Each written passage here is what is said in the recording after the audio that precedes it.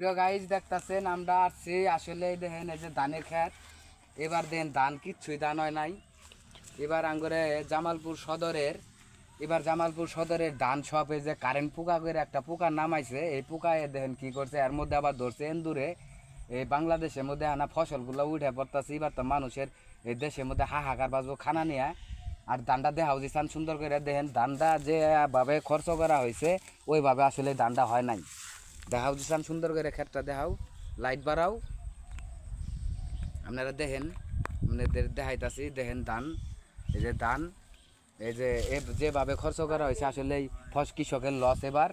আর এর মধ্যে আল্লাহ গরিব মানুষের খালি মারে।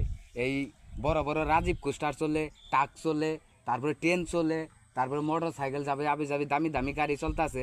এখানে কি এক নিয়ম বাই করছে আজকে, যে অটো, ব্যাটারি চালিত অটোর রূপে হানা। আজকে মানুষ অসুস্থ হইলে যে হানাটা তৈরি করছে তারা, যে হানা হইলে যে একটা মানুষ রুগীরে হাসপাতাল নেওয়ার মতো কোনো পদ্ধতি নাই।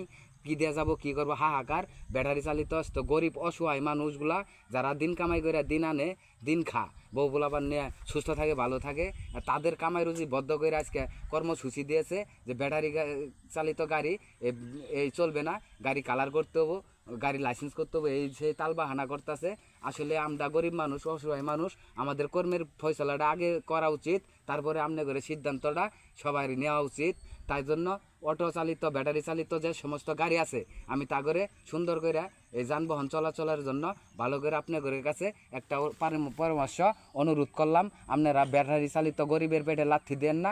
গরিব যদি না বাঁচে, ধনী একটা মানুষ, টাকালা একটা মানুষ এই বাংলাদেশে বাঁচতে পারবো না। এই আমি কথা দিয়ে গেলাম, যদি গরিব না বাঁচে তাহলে আমরা কোনো ধনীরেও এই বাংলাদেশের মাটিতে অস্তিত্ব ছুব না, বাঁচতেও দেবো না, ঠিকমতো খাবারও দেবো না, খালি জ্বালা যন্ত্রণা করে যাব।